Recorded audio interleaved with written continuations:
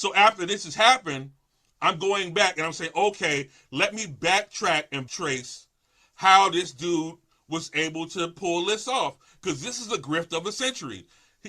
So I started looking into libraries. I'm looking on my BMI statements and I'm seeing like, oh, I'm on this library. He sent my music to this library and this agency and that agency. I did not want to go and try and like backdoor those deals with those libraries. I don't know how they feel about those sorts of things. I'm still brand new.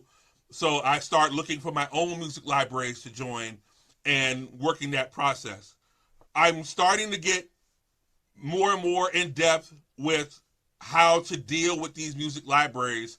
And my primary end for sync licensing is working with libraries. What is a music library? I keep saying music library, and I'm acting like y'all know what I'm talking about. But a music library is a repository of all kinds of genres of music. If you just go on your other tab and you Google music library, you're going to pull up about 200 music libraries. Some of them are big, some of them are small, some of them are free, some of them are royalty free. Even YouTube has a music library now where you can go and get royalty-free tracks.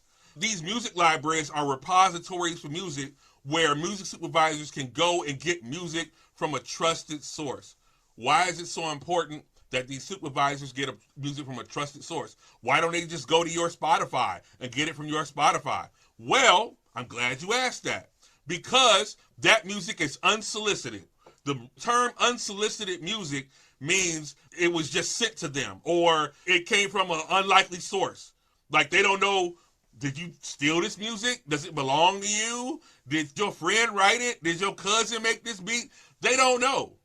And they're very gun shy because no one wants to get litigated against. No one wants to have the lawyers coming for them when the track is on the next Avengers movie and then somebody can come back, hey, that was my song. Actually, this person got that illegally. These music supervisors are very, very particular about the music that they use and where they get it from. These supervisors only go to one or two music libraries that they trust, that they've been getting music. They're like, yo, these people here, I trust them.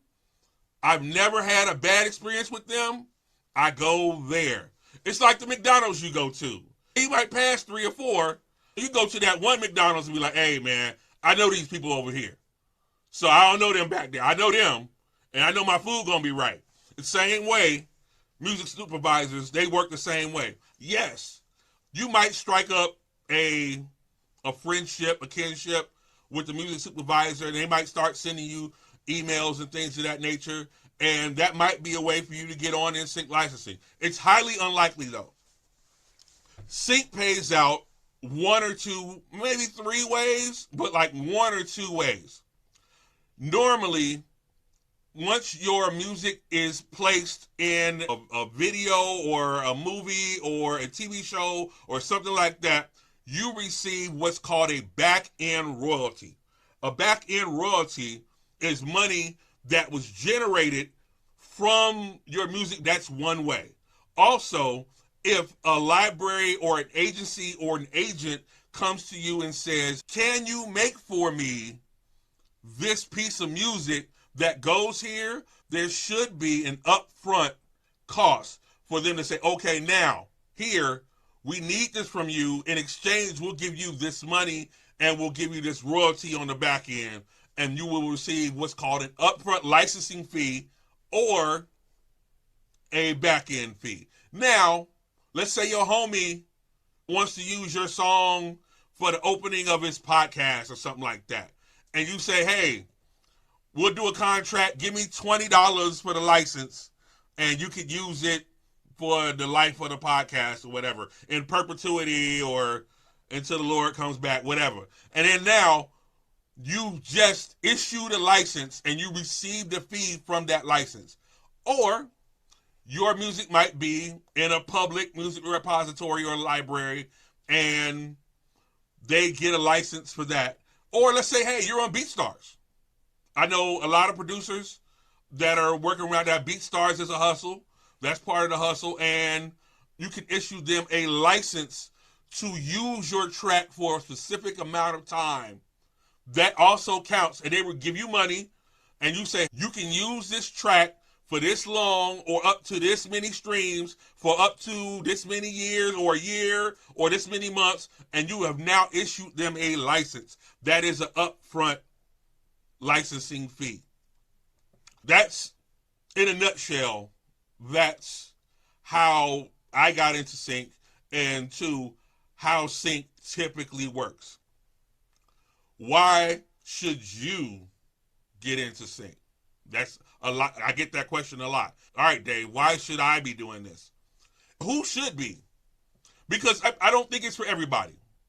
To be honest with you, I don't think sync is the road for every artist or every producer. I think that if you are able to work a specific way, or your mind works a specific way, then sync might be for you. Who is sync for? That's a better question, I think, is who is sync best suited for? Let me tell you a little bit about myself, and then I'll expound on that. The type of producer I am, I'm a multi-hyphenate, multi-genre producer. I make everything. You see me, I'm in my studio, my commercial studio right now. If my cord was long enough, I'd give you a tour, but like it's attached to my computer. I'm in my commercial space right now. I got this space primarily because I make my wife mad making tracks late at night. So I needed a space where I could come to and make a bunch of noise without disturbing nobody and get my sync licensing work done.